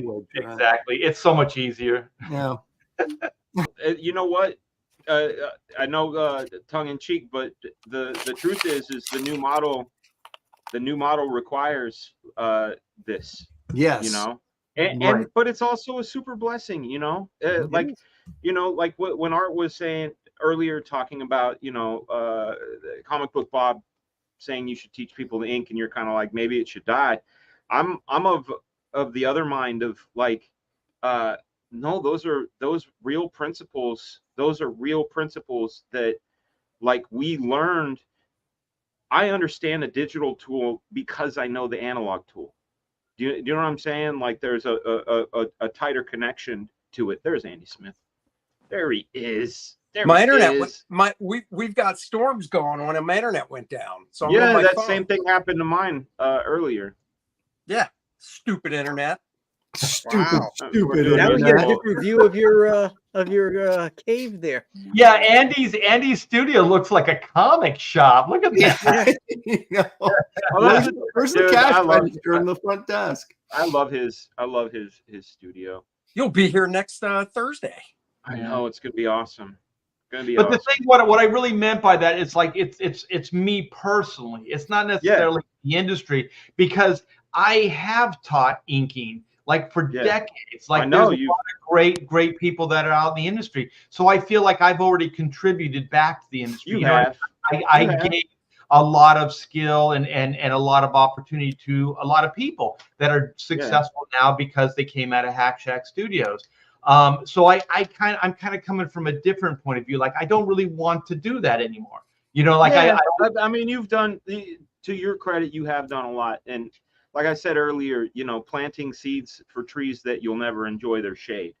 You know what I'm saying? Like that idea of the future of what we do. That's why whenever I meet any kids that draw, I encourage the heck out of them. Like draw. I send them over to Mark Kistler, who was the, Commander Mark when I was a kid, that taught me to draw. So that it's very ingrained in me to get that out there, because also when you think about it, it is absolutely the least expensive thing that a kid could do, really, other than whittling. But then maybe not even whittling, I don't know. Whittling, sit there fucking you're making little smokies out of soap, And they say I'm a caveman. I don't know, Dan. I remember somebody telling me you said you were bored, it'd be bricks. You were like, uh-oh. Yeah, no, bricks is a motivator, baby. But no, it's super cheap, dude. What is this? And even a cheap sketchbook you can get at Walmart for $5. That you can create worlds. Right. And I think I always encourage, because drawing, whether you're a colorist, whether you're an inker, whether you're a writer, whatever, all those skills can be translated over. You know what I mean? So if you know how to construct a figure, or composition, perspective, those type of things, then that's always going to help you with whatever it is that you end up doing. Because I think even a lot of writers, good writers, know how to lay out a page. They know how storytelling should work. That type of thing visually, not just the written word, which I do think is lacking in a lot of people's. Like, I understand what you're saying. Like if there was some of this like hand down this to the next generation, that type of thing. But also I think we have a generation right now that doesn't even want to fucking listen. Like they don't care. They have contempt for what it is you're saying. So there are some people that look for it, and it's there if they want it, but I don't think they really want it. Like when I came up the ranks, like Marvel, there was a bullpen, there were people that were openly ready to help you. There were editors that would talk you through the process. Like most of us were diamonds in the rough. Like we didn't come with all our skills. The Carl Potts or the Mike Carlin, that kind of editor doesn't exist, or Archie Goodwin, that kind of editor doesn't exist anymore. Because those guys don't exist. Like most of those editors that work now probably don't even have those experiences. They don't have the skill set. They're not They don't have the experience. They don't have the skill set, so they can't tell anybody. They're not even good proofreaders. Yeah. They know all about Pride Month, though. Yeah, my buddy sent me. Oh, by the way, happy Pride Month, guys! Happy Pride Month, Andy. Thanks, buddy. Yeah, Andy. I'll show you next week, Dan. I wish Andy a happy Pride Month. I'm gonna be mighty proud to be at your house, pal. So no, it's man, losing my That's train. going to be a No, very here it is. There it is. There's a there's sort of a pendulum, right? And I know there's a term for it's generational something cycle. Chat, maybe you can help me. I'm going to talk about the concept, and you guys can find what it is. But it's kind of if you take the hard times make hard men, men make easy times make soft men make hard times. Right. When you look at that generationally, and you think about like my grandfather, he was born in 1917, so I know for sure he saw some shit, shit that I've never had to see, and made it through and knew what that was like, knew what and raised my dad through the 40s, 50s, and 60s, and then you got all these kids, your guys' age and born in the 60s and such, that were raised by those people, and you guys, like, my kids are young, I started late or whatever, but I'm still Gen X. Some of you guys are, maybe. Art, you're not, I don't know. Are you Art and I are boomers. Boomer. I'm you the guys last are year you guys are legit boomers? I'm the last year of the boomers, 1964. Okay, so you got 3 X's, whatever. But the thing is my kids, like, I don't know, they're Gen Alpha or whatever. Oh my god. Speaking. Hi. She's so funny. Good one. Good one. That was a good one, baby. That was great. You say hi to everybody. Hi. Hi, sweetie. She's going to bed. We were just talking about you guys. So yeah, by the time she's, have a good one, baby girl. I love you. I love you. See you. Yeah, by the time she's my age, it's going to be like 2070. 2070. Holy shit. Yeah, like when they said, we went to her kindergarten thing, that she's in pre-K and she's going into kindergarten. It says we're excited to welcome the class of 2037. Right? Oh, holy shit! Yeah, feel that, guys. Lord. Feel that, guys. Wasn't that when Planet of the Apes took place? Yeah, I know. I think so. I think so. What I'm saying you're gonna have is your walker all picked out for that graduation. There's right. No, there's this guy. He's on Instagram. He's funny because he talks in this sort of colonial. In my day, he's called Dad Bod Veteran, and he shows Gen X and well, mostly Gen Z and alphas and millennials do stupid shit, and he kind of course corrects them from a Gen X point of view. Very funny stuff, but it's kind of interesting looking at it that way when you can look behind you and know what was, and look ahead of you and see what's coming, and just be like, well, I see why Art's the way he is. You know what I'm saying? I don't know if I like that. I mean that in the best way, Art. Somebody in the chat had a good question where or a comment where he just said that he feels too old to feel like he can get anything accomplished. And it made me think of this. And I want to get your guys' opinion on this, because I've thought about this a lot recently. And it's like, because you see guys that worked in the industry, for example, and were very, very big and successful and wrote a lot of stuff, Frank Miller, guys like that. And they don't seem to have anything right now at their age that is all that interesting whenever they do a project, right? And so I sit there and I wonder, if you're young, say 25, 27, say you're Frank Miller, I don't know how old he was when he took over Daredevil, but let's use him for an example. And he goes, and you start when you're young or youngish, and you do all these great things, right? Wrightson, was great up until, after Frankenstein, and he sort of fell off a cliff, right? Artistically. And it's like, so everybody has, let's say you take all the creative people in the world and put them on, just say they all have X amount of creative ideas in their head, good ideas. And so when they're young, they start putting out these ideas like Frank Miller did, one after the other. It was great. And then you get to be 60 years old, and it's like, what have you got left, right? But then you look at a lot of us, and we didn't get the opportunity like Frank Miller did, because we had these great ideas. Because like a lot of the stuff I'm doing right now, stuff I created in the 90s, but no one would publish it, right? So here we are later in our careers doing essentially the most creative and best stuff that we've ever done because we've been sitting on this stuff and we haven't used it all up yet. Right. And so I think that I don't think age is the factor as much as opportunity, because we all had like really great ideas, but we didn't have the opportunity to exploit them. Now we do. So now we're 60 years old and doing the best stuff of our career, or 50 something or whatever it is. And so I think that is a factor. I mean, maybe you guys would disagree, but I think that is a factor of when you get the opportunity to put this stuff out there. It's huge. It's huge. When I think back about what I wanted when I wanted to be a comic artist, you know what you think the job is when you're a kid and you go, I get to sit and draw all day, and you think this is what it is.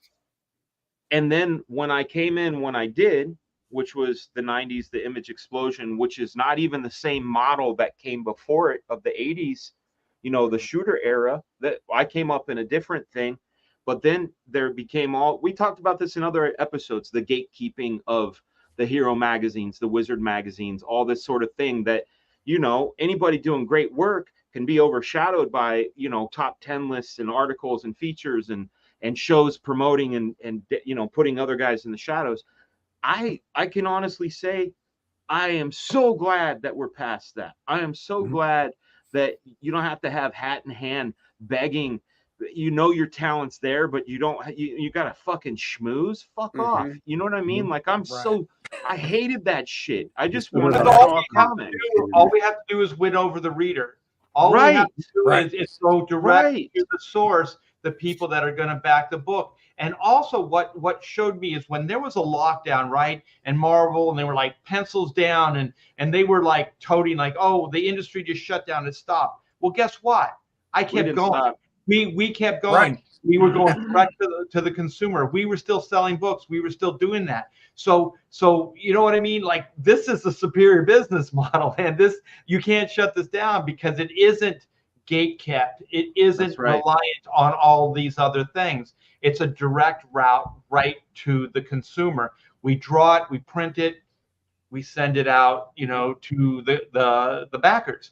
And so as long as there are printers and as long as those people are still in business, then we can, unless we're going to start our own, printing companies, which why not, right? Well, that's the worst idea. It's not the worst idea if it was a consortium, but it would have to be something like with people that, this is off topic, but like I do it with you guys. You know what I'm saying? Like, sure. That's my statement. I do it with the guys on screen right here. For sure, definitely not Billy though. But now that Billy's not here, fuck, I would never say that shit. I take you guys.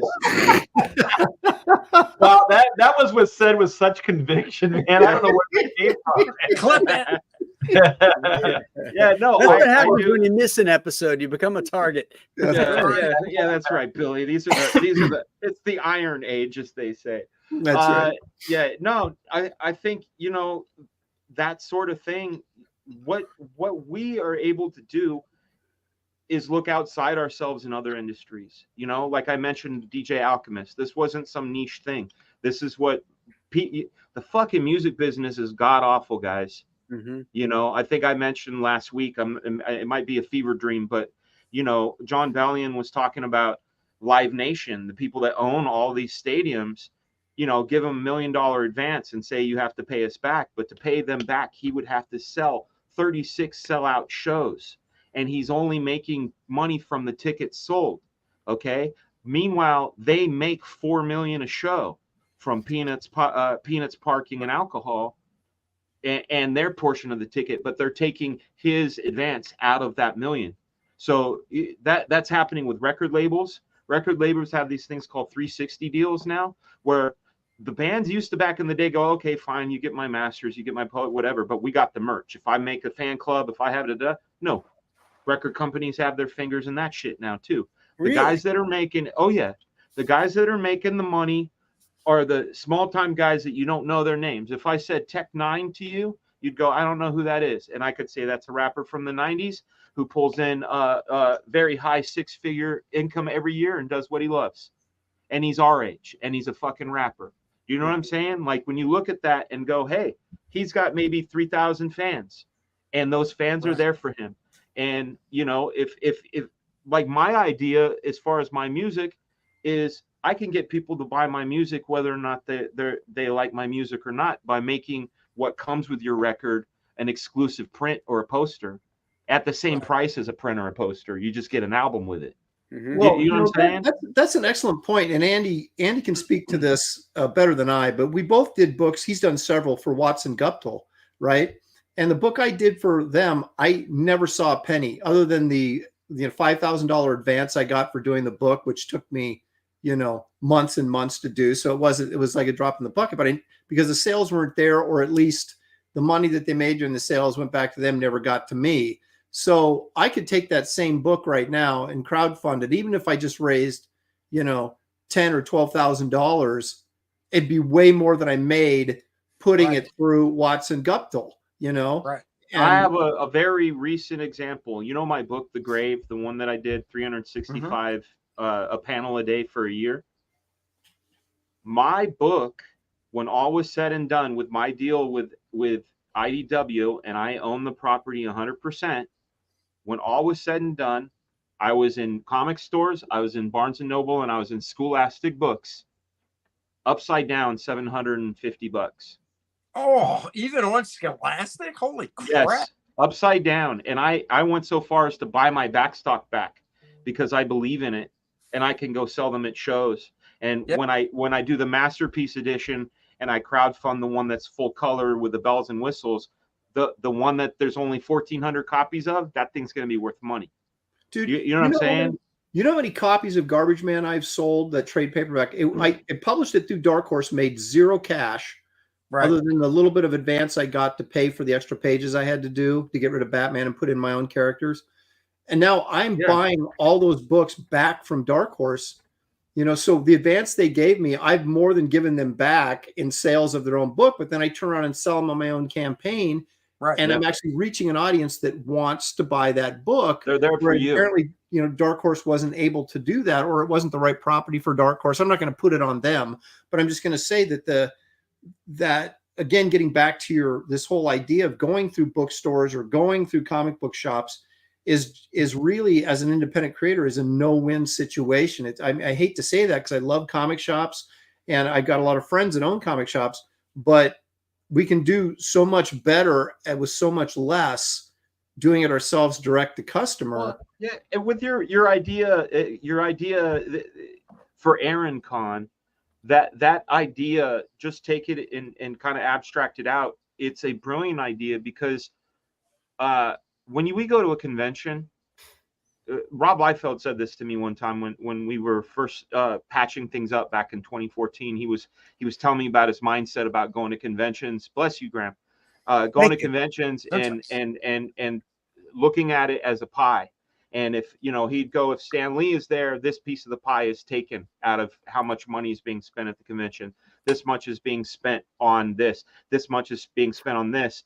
But he wanted to make sure he carved a piece out before people ever went to the show. So he would do exclusives that they pick up at the show. So, but the idea is that he went direct to his fan, much like you do with your Aaron Con and much like we do with our shows. The idea, though, is they're not going to be searching for a platinum needle in a needle stack. They're going to have the precise location because they're, like you said, they're there for you. They're there for all of us. You know? I remember I had a conversation with Scott Rosenberg. He's a Platinum Studios guy. I remember Scott and Men in Black, and he wanted to pick up Chrono Mechanics in black and white. And Platinum is kind of like it's a catalog of IP. So they got a lot. That whole Rob Liefeld's, all that debacle kind of came from some of that Rosenberg deal. I know Scott very well. And so I remember talking to Scott, and Scott's making these offers, and I'm like, so there's no money up front. There's none of this, right? No. I said, so there's this big catalog of all these professionals, all these IPs, right?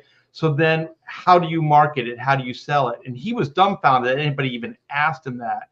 And I said, how? He said, well, I don't. I said, so then how does Chrono Mechanics come up at a pitch meeting? He goes, it doesn't. And I said, then how do you pitch my book?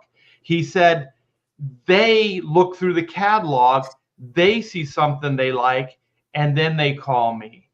And I said, so I would be giving you my IP, like somewhat of an exclusive, like 2 years, whatever the hell it is, and then you don't really do anything. And then he goes, well, I wouldn't put it that way. Yeah. Sounds like it.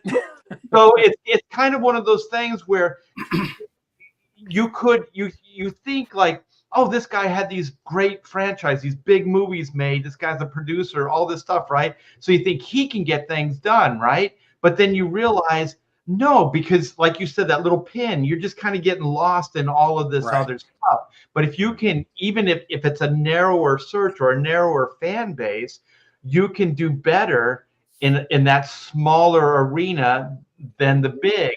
And it really has proven these last couple of years to be the truth. And we do live in some great times right now where we have these options that we don't have to, go to the Rosenbergs of the world or the DCs and Marvels, like you were saying, Dan, or schmooze like magazines to try to, get some. Oh, dude, I would hit. I'll tell you this right now, and this is just the way it is, because I'm fresh out of fucks. The idea of BarCon after San Diego, like the last thing I want to do is go up into a fucking crowded room of drunk people and talk. But I know I got to go up there because I might run into an editor and tell him that I really want to work on his shit. And you know what I'm saying? Like, fuck that. Oh my God, dude, I'm right there with you.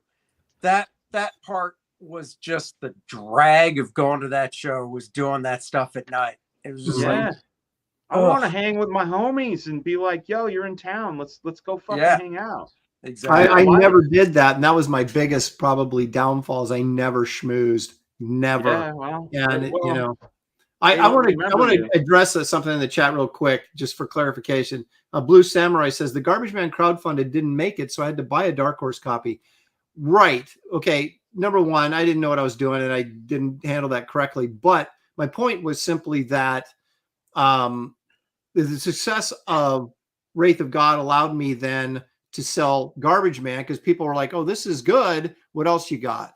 Right. And so I'm still, regardless of how it all played out in the long term, I've been able to sell way more copies of Garbage Man than Dark Horse was able to. right. Yeah. That's kind of my point. Despite, it took me a couple levels to get there. But anyway, that was. We're at the hour and 43-minute mark almost, and we're approaching 700 viewers right now. I just want to thank every one of you for being here. We're on multiple platforms and channels. Those of you who don't know, every one of us has our own YouTube channel and our own handles on X. You can find us.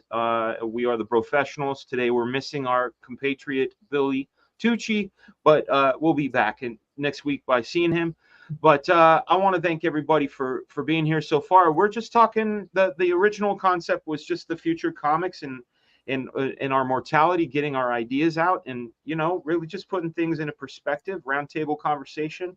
We're having a good time, and I want to invite the chat. If you guys have any questions for us over the next minute, pop them in the chat, and we'll do our best to answer them. Different format, What's up, Aaron? Oh no, I was just thumbs up somebody in the chat. Yeah. Hey, So Aaron, I got a question for you. On the book that you did for Watson Guptill, did you ever get the form to fill out so the rights revert back to you? Yeah. Okay. I just So yeah, I mean, I could do something with it. Yeah. Oh, this one's interesting. Alex Morales wants us to do a pitch of our latest project. So if you guys want to do the 30-second elevator, that'd be a good time to do it. Sure. All right. Sure. Andy Smith, you're up. Oh, I'm up first. God, I hate going first. Fine. Fine. You're last, Andy. Graham, you go. Graham's first. I'm last because I had to come back in because of my internet. Yeah. Guy. Loser. Shut up. My latest project is Joe Frankenstein. It's the third in the Joe Frankenstein saga, and we're going to find out more about Joe's grandfather, great grandfather, and the monster as they comb through the pyramids of Egypt looking for the Eye of Ra, a staff that once vanquished the vampire horde from the ancient Egyptians. Cool. I got Kit Carter Planet Doom graphic novel, which, by the way, I just finished the last page. Yeah. And, so Matt Ryan's only 7 pages behind me on the inking, and as far as Kelsey keeps telling me he's almost done, so he's right behind us. And so yeah, it's going to be getting through the script changes, get the lettering done, get put together, but we're moving along. But anyway, the elevator pitch is it's a humorous look at 50s sci-fi with a hot babe. So it'd be like, I loved your elevator pitch, Graham, for, would you say, Apartment 3G meets Doctor Strange. Yeah. That's, like, bam, there's the thing. Yeah. So yeah, I don't know. Forbidden Planet meets Marilyn Monroe. How's that? There you go. Oh yeah. I'd buy that for $1. Oh yeah, cha. RT Bear. Yeah, well, I got this art book that I am putting out. Can you share screen? So this is Oodle Doodles and other stuff too. This thing completely sold out. We had original print run of 500. I have currently been checking these things out on eBay. These things are going for $100 now. So you guys have been asking, how do I get a copy? Well, I'm going to go back to print. We're going to create a new version of this book. So we're going to get a new cover with stretch goals. I'm going to add 8 new pages. A lot of Comicsgate art is going to be brought into this book. So this is a coffee table art book, like high-end art book. It's beautifully done, beautifully printed. There's all kinds of cool stuff in it. There's some original black and white stuff from the 90s, mid-90s. It just kind of chronicles a lot of my career, little condoodles, all kinds of stuff. So we have a pre-launch sign-up page for this right now. So I don't know if the link is in the description, but if there's some mods, if you could put that link in, I would greatly appreciate it. So we're going to be launching that thing at the end of the month. And then I am working at a fever pitch on the next black and white installment, which is volume 3, The Sins of the Father, that I'm working on with Aaron Sparrow. So Awesome. That's a good question. All right. Yeah. Well, it's at the Empire State Building. He's going all the way to the top. I got a lot of things going, Graham. Do any of you hope you're not remembered for something? Hey. No, wait. I got to do my pitch. Hey, I got to do my pitch, and Andy's got to do his pitch. No, I just put that up there because I didn't want it to get lost in the feed. There is a world above the cosmos, the world below hell, the world that is unseen, like Doctor Strange, and the one we know, like the terrors on the streets. Black Flag is a team to protect us from all. They're protecting the earth one world at a time. What would it be like if all the 80s movies and 90s action movies had made sweet love to all the action, anime, and manga of the 90s, like Ghost in the Shell and Intron Depot and Appleseed and Akira, and smashed in the middle? You'd get Black Flag. Pineapple Perception. Andy, your turn. There you go. KOR-DRATH, The Awakening, the second volume in the KOR-DRATH saga. KOR-DRATH and Adriana continue their quest. They need to vanquish and defeat Vordoom, the Undying, who is the big bad behind everything. He's looking for these ancient artifacts so he can rule the Shattered Reach. KOR-DRATH needs to save Adriana's tribe, unlike his own, which he could not save in KOR-DRATH The Reckoning, which you can also get. If you like Conan, Dungeons and Dragons, and Game of Thrones, they're all mixed in. The bowl poured out to give you KOR-DRATH, and new with this campaign, you can get yourself a 5-inch figure of KOR-DRATH, or a 2-inch, or a 3-inch. This is the nice 5-inch one. I prefer the 12-inch. Along with it. Well, I know you can take all 12 in your box, right? I know you like the hard 12. But I just realized I said I prefer the 12-inch. Yeah. Maybe we know, Art. We know. You and So Thad Gay doing Pride Month is this month, right? Yeah. it is. So maybe Andy and I will be coming out of the closet. Why am I mixed in with this? What the hell? Because It's always earlier, you, Andy. callback. It's a callback. I Andy. know. Come Hey, on. look, when Dan's here, you fly into town. We'll all go down for the parade and have a good time. We all go down. Oh, my God. Parade. At You the know what? parade. You know what? Oh, okay. Here's a weird Gonna go thing, man. down Like, on the and parade. this is where, like, I go, man. You know, the people talk about appropriation and everything.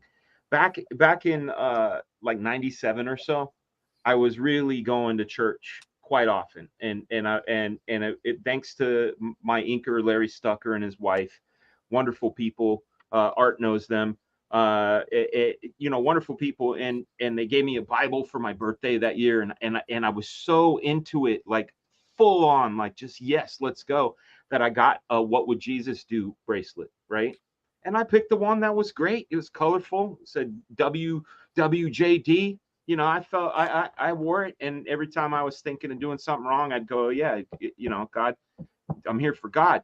But then I noticed, like, people would call me sweetheart and honey, and touch my hand sometimes. And it was because the "What Would You Do" bracelet was rainbow. Oh. And I didn't know. I just picked it because it was, bright and shiny. Like our Lord Jesus in the rainbow, that is the promise to keep us unflooded, the promise to Noah. That's all I'm saying. That's all I'm saying. That's all. Thanks for that. Yeah. All right, what was that dude's question? What was Jeff's question? Oh yeah, sorry, wait, we totally lost it. It was something about not wanting to be remembered. Is there something we want? Is We don't there a want to be big remembered project for? you've done that you don't want to be remembered for? Well, I don't. Well, he says there's something notable that you've done that you don't want to be remembered for. I didn't. Yeah. take Oh, that. here it is. Here. Did any of you hope? Did any of you hope you're not remembered for something notable you did? Yes, Deathmate Red. I'll just quickly say it. 8 pages in a day, not a happy thing. Every time someone brings it to me to have signed, I'm like, oh no. Deathmate Red. Yeah, I agree with Dan. I cut those pages out of the book. I was like, oh my God. That's a true friend That's stab in before the I even front. knew Dan. That's all So that's a thing. Actually, for me, it was working with Kevin Smith. End of story. oh, I know that job. For me, it was Justice League versus Predator. Oh, you Oh told me. yeah. Yeah. I like Not Justice good. League versus Predator. On paper, it sounds like a cool gig, but Yeah. yeah, I'd go with I can't remember the issue of Cable, but it was an issue of Cable. It's the one where they Yeah, where redrew in house they butchered the artwork. So Well, it's got to be something notable, right? So not just like, oh yeah, I remember the still that's I true. did was horrible. I don't know. I haven't done anything notable. we got a member for 45 months, man. I keep forgetting to reset the memberships. Thank you. That is a long time, my brother. I had Deathmate signed by Frega in the 90s. I hope you're healing well, dude. And then we also had the how's the operation? Things are going good. Just real quick update for you guys. It feels really tight in here. I know Art's like it just a sort of overall tightness in here. I'm off the pain meds today.